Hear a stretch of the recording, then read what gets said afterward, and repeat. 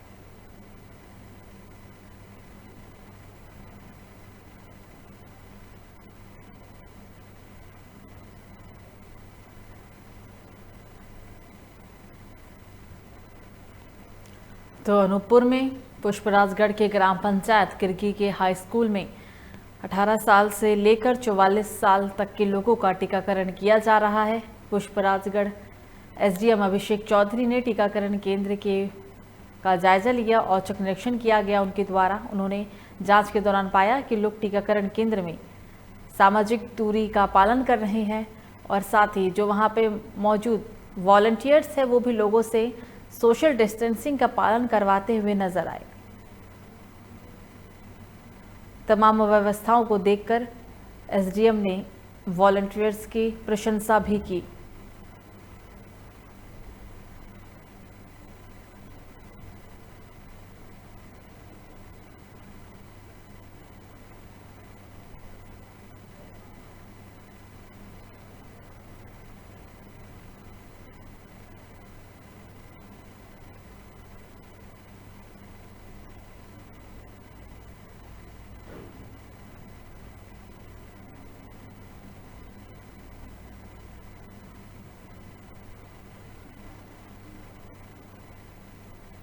अनूपपुर जिले की तस्वीर है, जहां एसडीएम के द्वारा औचक निरीक्षण किया गया टीका केंद्र का। लेकिन टीका केंद्रों पर कोरोना गाइडलाइन की तमाम व्यवस्थाओं को, कोरोना गाइडलाइन का पालन यहां किया जा रहा था। जो वहां वॉलंटियर्स टीकाकरण के अंदर मौजूद थे वो लोगों से कोरोना गाइडलाइन की पालन करवाते हुए नजर आए, जिसकी प्रशंसा खुद एसडीएम ने की।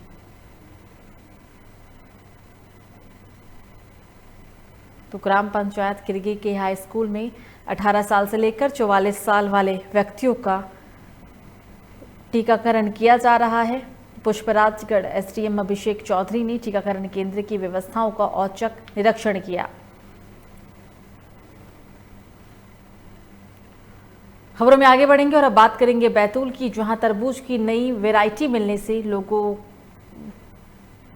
तरबूज की नई वैरायटी देखने के लिए लोगों की यहां भीड़ देखने को मिल रही है, जिसमें एक किसान के खेत में पीला तरबूज की फसल होने पर दूर दूर से लोग इसे देखने और खरीदने के लिए आ रहे हैं। आपको बता दें कि इस तरबूज में बाहर से हरा दिखाई देता है, पर काटने के बाद अंदर से ये पीला निकलता है। लोग किसान की तारीफ भी करते हुए नजर आ रहे हैं।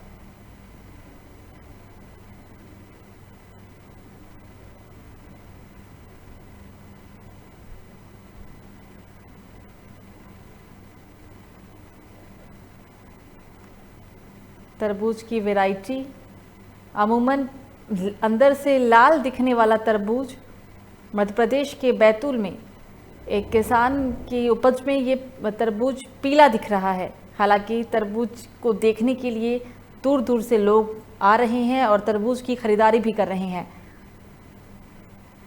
पीले रंग का तरबूज इलाके के लिए आकर्षण का केंद्र बनता जा रहा है। आप देख रहे हैं कि जो तरबूज सभी तरबूजों की तरह हरा दिख रहा है, लेकिन अंदर से इसे काटने के बाद ये पीले फल का तरबूज निकला।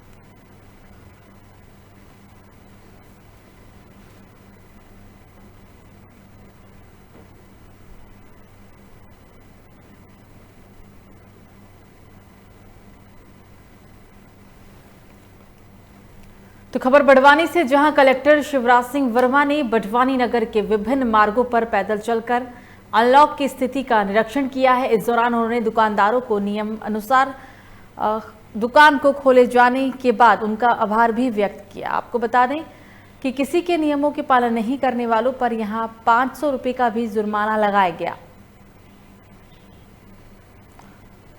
तो बड़वानी में कलेक्टर शिवराज सिंह वर्मा ने विभिन्न मार्गों पर अनलॉक की गई दुकानों का निरीक्षण किया है। जो दुकान कोरोना गाइडलाइन की अनुपालना, कोरोना गाइडलाइन का उल्लंघन करते हुए नजर आए हैं, ऐसे दुकानदारों का 500 रुपए का चालान काटा गया है। कलेक्टर के द्वारा औचक निरीक्षण अनलॉक के बाद जिले में नियमों के पालन नहीं करने के बाद ऐसे दुकानदार पर चालानी कार्रवाई भी हुई है। कलेक्टर ने अनलॉक की स्थिति को लेकर इलाके का निरीक्षण किया है। पैदल मार्च करते हुए वो तमाम दुकानों पर पहुंचे हैं। आप अपनी टीवी स्क्रीन पर देख सकते हैं कि किस तरीके से वो औचक निरीक्षण के दौरान सभी दुकानों पर पहुंचे। जिन दुकानों में कोरोना गाइडलाइन का उल्लंघन किया जा रहा था, ऐसे दुकानदारों पर कलेक्टर ने चालानी कार्रवाई भी की।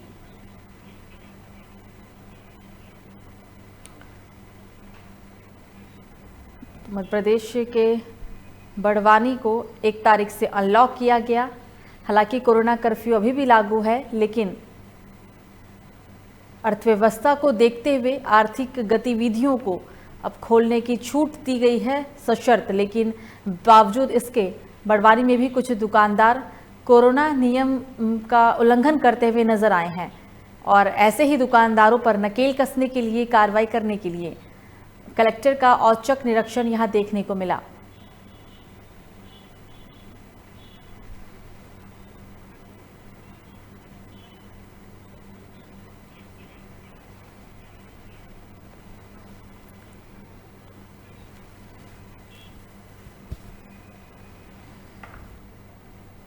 अगली खबर भी बड़वानी से ही, जहां युवक कांग्रेस कार्यकर्ताओं ने राजपुर एसडीएम वीर सिंह चौहान को ज्ञापन सौंपकर भाजपा कार्यकर्ताओं पर कार्रवाई करने की मांग की, जिसमें युवाओं ने राज्यसभा सांसद सुमेर सिंह सोलंकी द्वारा पूर्व गृह मंत्री और विधायक बाला बच्चन पर लगाए गए आरोपों को गलत बताया है, जिसको लेकर कांग्रेस कार्यकर्ताओं का कहना है कि ऐसे जनप्रतिनिधि जो निरंतर सेवा के लिए तत्पर हैं, उनका अपमान गलत है।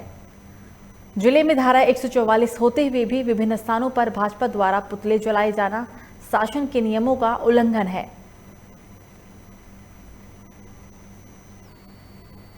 तो बीते दिन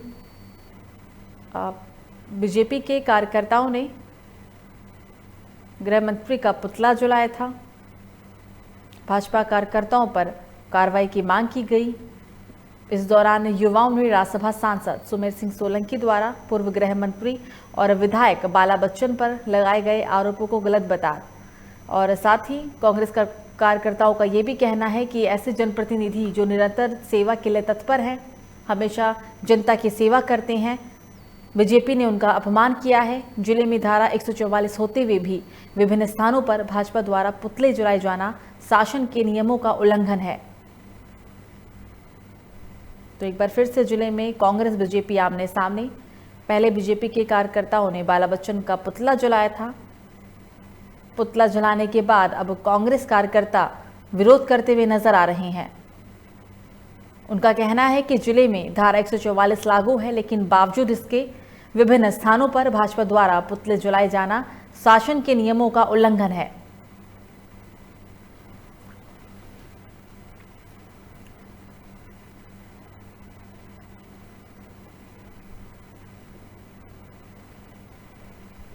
आप सबको सर्वविदित है, मुझे बताने की आवश्यकता नहीं है। लोकतंत्र में पक्ष और विपक्ष होता है और इस कोरोना की जो भयंकर महामारी थी उस काल में माननीय राज्यसभा सांसद महोदय सुमर सिंह सोलंकी जी ने एक पत्र जारी किया था जो 25 लाख रुपए का था।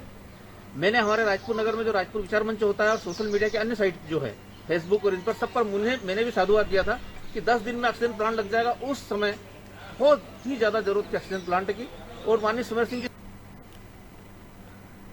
तो खबर चंदेरी से, जहां राष्ट्रीय स्वयंसेवक संघ ने रक्तदान शिविर का आयोजन किया है, जिसमें रक्तदान की शुरुआत सरस्वती और भारत माता के चित्र पर माल्यार्पण करके पूजा अर्चना करके किया गया। इस रक्तदान के दौरान स्वयंसेवकों द्वारा कुल 35 यूनिट रक्त का भी दान किया गया है। रक्तदान करते समय सोशल डिस्टेंसिंग का ख्याल रखा गया। सभी रक्तदाता रक्तदान स्थल पर मास्क लगाकर पहुंचे थे।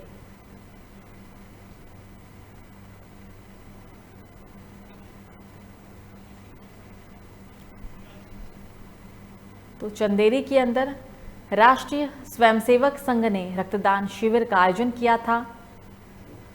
रक्तदान की शुरुआत सरस्वती और भारत माता के चित्र पर माल्यार्पण करके पूजा कर किया गया है।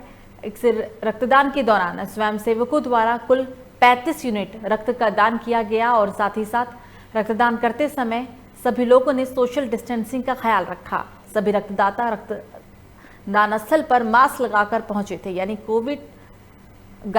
कोरोना गाइडलाइन का पूरा पालन किया गया इस शिविर में। लगभग आप कितने वर्षों से यह ब्लड डोनेट का कार्य कर रहे हैं? सेवा भारती के द्वारा यह कार्य पिछले वर्ष से प्रारंभ हुआ था। पिछले वर्ष राष्ट्रीय स्वयंसेवक संघ सेवा भारती के तत्वाधान में 28 यूनिट का रक्तदान हुआ था और इस वर्ष लगभग 50 लोगों के रक्तदान का लक्ष्य है। तो सीतापुर में सूबे के खाद्य मंत्री अमरजीत भगत का जिले के अंदर दौरा रहा है, जिसमें मंत्री ने सीतापुर सामुदायिक स्वास्थ्य केंद्र में बने 20 बेड कोविड-19 अस्पताल का फीता काटकर शुभारंभ किया। लोगों की समस्याएं सुनी गई और शीशा अनुदान शशि का वितरण भी किया गया। इस दौरान मंत्री ने कहा है कि जिला सहकारी केंद्र मर्यादित बैंक अधिकारियों को कोरोना नियम की पालना न करने को लेकर जमकर फटकार भी लगाई गई और कई अधिकारियों को कार्य करने के निर्देश भी दिए गए।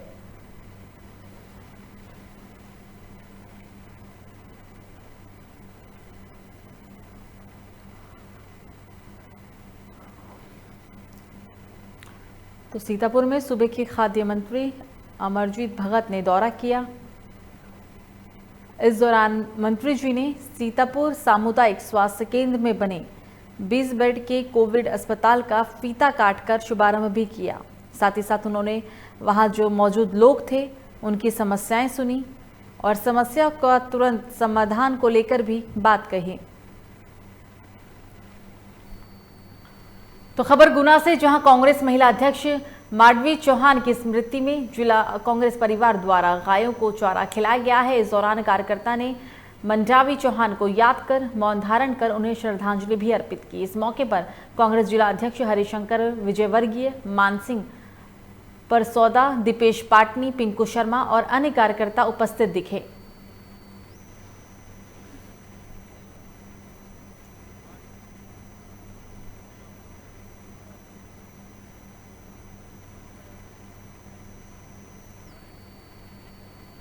श्रीमती मांडवी चौहान जी की स्मृति में यहाँ जिला कांग्रेस कमेटी के नेतृत्व में महिला कांग्रेस कमेटी गुना द्वारा उनकी स्मृति में गौशाला में आकर गायों को घास खिलाई गई। इसी के उपलक्ष्य में यहाँ हमारे समस्त पदाधिकारीगण, समस्त कार्यकर्तागण उपस्थित रहे। तो अगली खबर जावरा से, जहां तहसील में मानसून आने से पहले किसानों को सरकारी बीज की किल्लत का सामना करना पड़ सकता है, जिसमें मानसून आने से पहले ही किसानों को बीज नहीं मिल पाने को लेकर किसानों के साथ जावरा के कृषि विभाग पहुंचे और कांग्रेस नेता विजेंद्र सोलंकी ने भी उनसे मुलाकात की। उन्होंने कृषि विभाग ज्ञापन सौंपकर किसानों को मानसून से पहले बीज उपलब्ध कराने की मांग की है।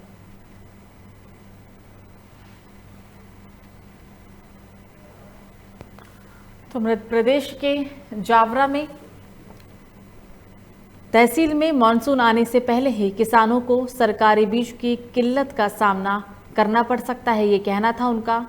मानसून आने से पहले ही किसानों को बीज नहीं मिल पाने को लेकर किसानों के साथ जावरा के कृषि विभाग पहुंचे थे और उनके साथ कांग्रेस नेता वीरेंद्र सोलंकी भी मौजूद रहे थे। उन्होंने कृषि विभाग को ज्ञापन सौंपकर किसानों को मानसून से पहले बीज उपलब्ध कराने की मांग की है।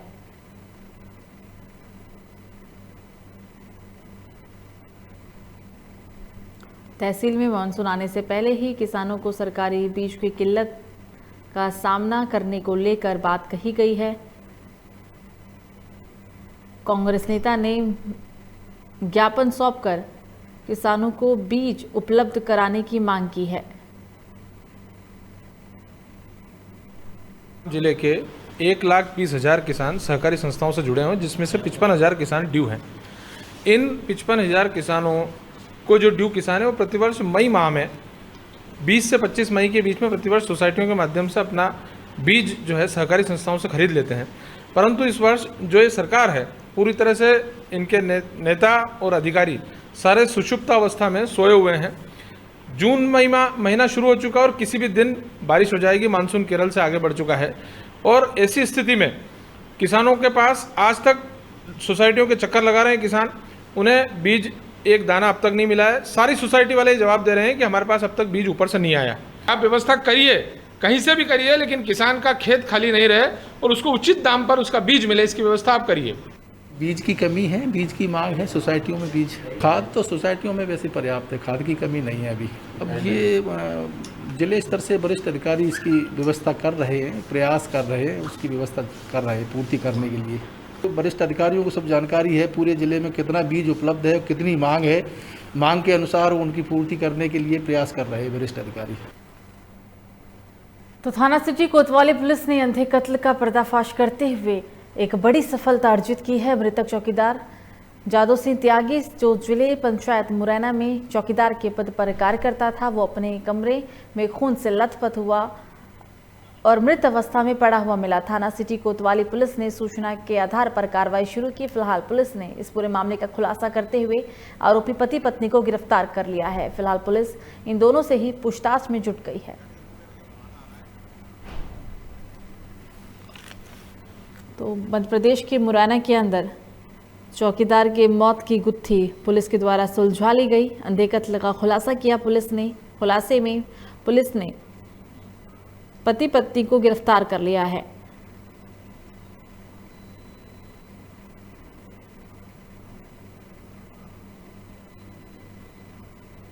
थाना सिटी कोतवाली पुलिस ने सूचना के आधार पर कार्रवाई करते हुए इस हत्याकांड के दोनों ही मुख्य आरोपी को गिरफ्तार किया।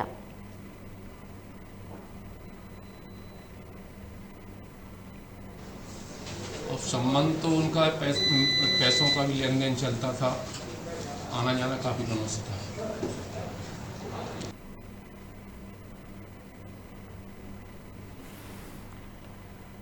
तो रायसेन जिले के बेगमगंज तहसील के ग्राम भैंसवाई में देर रात 2 साल का तेंदुआ कुएं में गिर गया, जिसके बाद लोगों ने अगले सुबह वन विभाग को इस बात की सूचना दी। घटना की जानकारी मिलते ही मौके पर पहुंचे वन विभाग के कर्मचारियों ने करीब 2 घंटे की कड़ी मशक्कत के बाद तेंदुए को बाहर निकाल लिया। कुएं से बाहर निकलते ही तेंदुआ जंगल की तरफ भाग गया। आज सुबह 8:30 बजे के आसपास भैंसबाई कला के निवासी श्री देवराज सिंह जी का फ़ोन आया था कि उनके कुएं में जो है तेंदुआ रात में गिर गया है। सूचना प्राप्त होते ही तत्काल हमारा दल रेस्क्यू टीम रवाना हो गई मौके पे, और मौके पहुँच के जब देखा तो तेंदुए में लगभग 2 वर्ष का जो तेंदुआ है वो गिरा हुआ पाया गया। मौके से तत्काल जहाँ आसपास जमा हुए लोग और मवेशियों को सुरक्षित स्थान में पहुँचाने के बाद हम लोग रेस्क्यू ऑपरेशन किया और उसको सुरक्षित बाहर निकाल के जंगल में।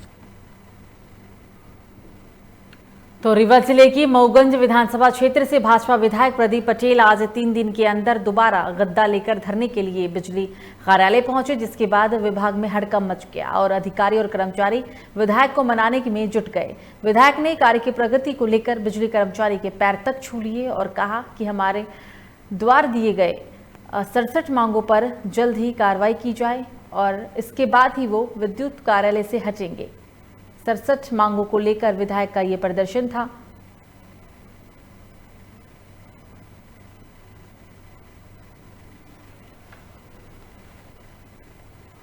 सब मिल के काम कर रहे हैं। लॉकडाउन में अभी थोड़ा सा जो काम पीछे हो गया है, थोड़ी ज़्यादा मेहनत करनी पड़ेगी, रात रात जगना पड़ेगा, सब ठीक करना है। सब कर्मचारी अधिकारी भी लगे हुए हैं, लग करके अपना पिछला जो भी काम है उसको ठीक करेंगे, बिजली व्यवस्था सुदृढ़ करने के लिए। मैं फिर 1-2 दिन बाद आऊँगा, 2 दिन 3 दिन बाद ऐसे समय लगा के फिर आऊँगा। मुझे लगता है कि लगातार कई बार बैठेंगे कर्मचारी अधिकारी सब मिल करके, तो ये व्यवस्था ठीक कर लेंगे। तो शाजापुर जिले में 1 जून से अनलॉक की प्रक्रिया जिला प्रशासन एवं प्रदेश सरकार द्वारा की गई, लेकिन ऐसे में कुछ लोग लापरवाही बरतते हुए भी नजर आ रहे हैं। जिला बीज भंडार पर सैकड़ों की संख्या में पहुंचे किसानों ने कोरोना गाइडलाइन का उल्लंघन करते हुए यहां पर भीड़ इकट्ठा की। बाजार खुलते ही बड़ी संख्या में किसान बीज खरीदने पहुंचे। यहां ना तो कोई सोशल डिस्टेंसिंग का ख्याल रखा गया और ना ही किसानों ने मास्क ही लगा रखा था। किसान एक दूसरे के साथ धक्का मुक्की करते हुए भी नजर आ रहे हैं, जिसके बाद जिले में एक बार फिर कोरोना वायरस फैलने का डर बन गया है। तो मध्य प्रदेश के शाजापुर की आप ये तस्वीर देख रहे हैं। अनलॉक प्रदेश को किया गया, लेकिन किसानों की लापरवाही की वजह से संक्रमण का खतरा इलाके में बढ़ सकता है।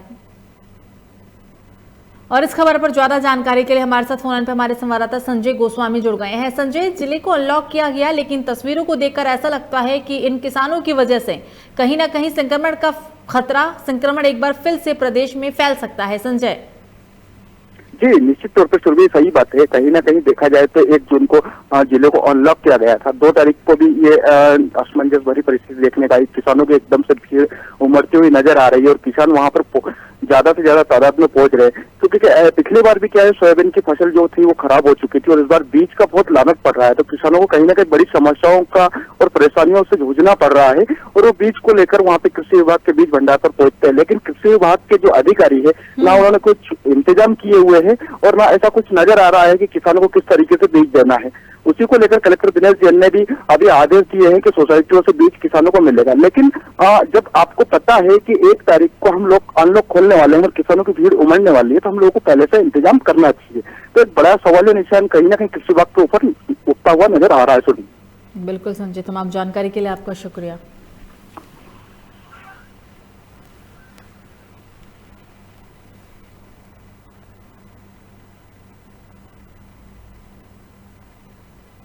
सर, हम यहाँ पर 6 बजे सुबह से आ चुके हैं। हमको क्योंकि कल जानकारी मिल चुकी थी कि कल बीज से, सोयाबीन से 1 तारीख से बीज मिलना चालू हो जाएगा लॉकडाउन हटने के बाद से।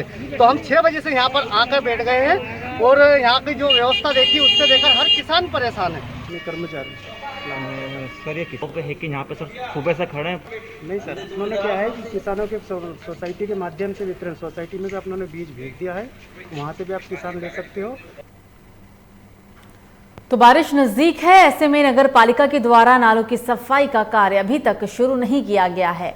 ऐसे में थोड़ी बारिश में नालियां भर जाती है। पानी के बाद कीचड़ से वहां रहने वाले लोग परेशान हो जाते हैं। शहर के लोग सफाई व्यवस्था के लिए अपने आप को कोस रहे हैं। ये कैसी सफाई, जबकि नगर पालिका को 2 बार स्वच्छता सर्वेक्षण में स्थान भी मिल चुका है, जिसकी वाहवाही सभी ने लूटी, लेकिन हकीकत वार्ड नंबर 5 के लोग अपनी मुंह जुबानी बता रहे हैं। तो स्वच्छता सर्वेक्षण में बाजी मारने वाला ये इलाका किस तरीके से गंदगी की भेंट चढ़ा हुआ है, आप तस्वीरों को देखकर अंदाजा लगा सकते हैं। मॉनसून आने वाला है, लेकिन मॉनसून आने से पहले ही गली की जो नालियां हैं वो भर चुकी हैं।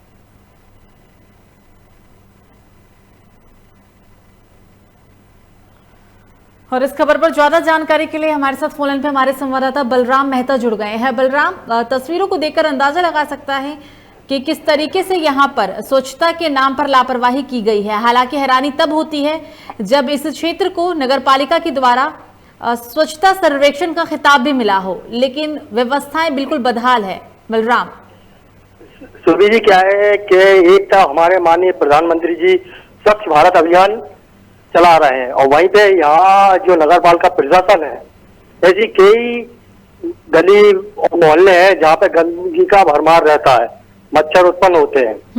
इस ओर कोई भी प्रशासन नगर पालिका का उच्च अधिकारी ध्यान नहीं देता, सिर्फ खाना पूर्ति करके ही नाली सफाई करके चले जाते हैं। बिल्कुल बलराम, तमाम जानकारी के लिए आपका शुक्रिया। तो आप तस्वीर को देख के अंदाजा लगाइए कि जिस इलाके को नगर पालिका के द्वारा स्वच्छता सर्वेक्षण का खिताब मिला हो, क्या व्यवस्थाएं हैं यहाँ पर। हम लोग को यहाँ पर निकलने में बहुत दिक्कत होती है। जैसे यहाँ पे कोई गाड़ी वगैरह आती है और नाले अगर खुले रहते हैं, नालों की सही से सफाई नहीं की जाती है। ज़रा सा पानी ज़्यादा भराता है तो नाले ओवरफ्लो हो जाते हैं और फिर घरों में पानी जाने की समस्या हो जाती है। पूरी गली में कीचड़ फैला रहता है, बच्चे खेल रहे होते हैं, फिसल फिसल के गिरते हैं। नगर पालिका इस पर बिल्कुल ध्यान नहीं दे रही है। मामला मेरे संज्ञान में लाया है, जो भी कार्रवाई होगी वो करवाती हूँ। सफाई में कल ही तो मैम उसका जो अधूरा कार्य पड़ा, जो RCC हुई थी, जो पूर्ण रूप से नहीं की गई है, जो दोनों तरफ ढलान हो चुकी है, उसका कार्य आप ठीक है। इस संबंध में मैं निकाय के पदस्थ इंजीनियर से बात करके इस संबंध में कार्रवाई करूँगी। तो जांजगीर चांपा जिले के डबरा थाना क्षेत्र के ग्राम बोहारडीही नगर पंचायत डबरा वार्ड नंबर 11 में रामसागर तालाब में एक वृद्ध की डूबने की वजह से मौत हो गई है। शव को तालाब में देखकर गांव में हड़कंप मच गया। जानकारी के अनुसार बोहारडीही निवासी झुनकू राम चौहान रोजी मजदूरी करके आया हुआ था और घर वापस आने के बाद नहाने के लिए वो तालाब गया था। बहुत देर होने के बाद भी जब बुजुर्ग घर नहीं लौटा तो लोगों ने खोजबीन शुरू कर दी, लेकिन वृद्ध फिर भी नहीं मिला। तालाब में खोजबीन करने पर वृद्ध का शव मिला, जिसके बाद तालाब के किनारे ग्रामीणों की भीड़ इकट्ठा होने लगी। वृद्ध के तालाब में डूबने की सूचना पुलिस को दी गई। फिलहाल पुलिस ने शव को कब्जे में लेकर पोस्टमार्टम के लिए भेज दिया।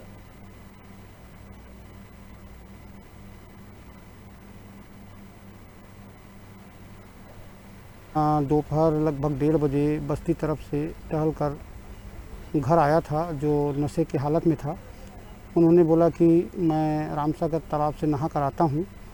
ऐसा बोल करके वह नहाने रामसागर तालाब गया, जो काफ़ी देर तक नहा कर वापस नहीं आने से प्रार्थी और इनके और भी कुछ सहयोगी जा कर के ढूंढे। रामसागर तालाब में पचरी के पास नीचे उतर कर ढूंढे, जो पानी के अंदर से मृतक को बाहर निकाला, जिसकी रिपोर्ट दर्ज कर मर्ग इंटीमेशन कायम कर 100 पंचनामा कार्रवाई हेतु मौका पहुंचकर 100 पंचनामा कार्रवाई किया जा करके मृतक के PM हेतु CSC डबरा रवाना किया गया है।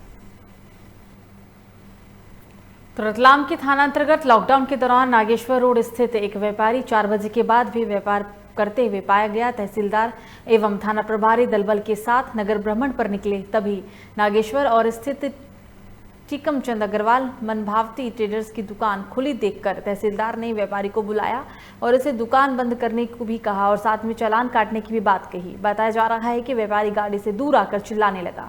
कई बार थाना प्रभारी ने और तहसीलदार ने व्यापारी को समझाने की भी कोशिश की, लेकिन व्यापारियों ने अधिकारियों के साथ दुर्व्यवहार करना शुरू कर दिया। तभी मामले को तूल पकड़ता देख सभी व्यापारी इकट्ठा हो गए और अनुविभागीय अधिकारी पुलिस के पास जाकर मामले में निष्पक्ष जांच करने की मांग की है।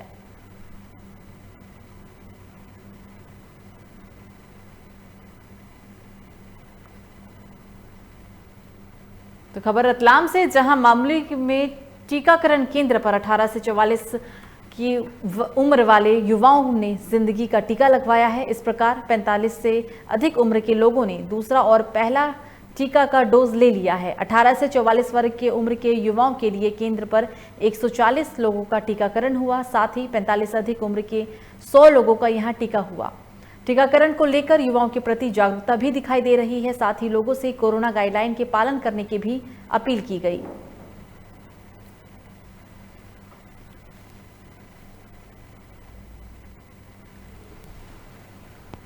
फिलहाल बुलेटिन में मुझे दीजिए इजाजत। लोकमंच न्यूज पर खबरों का सिलसिला जारी रहेगा। नमस्कार।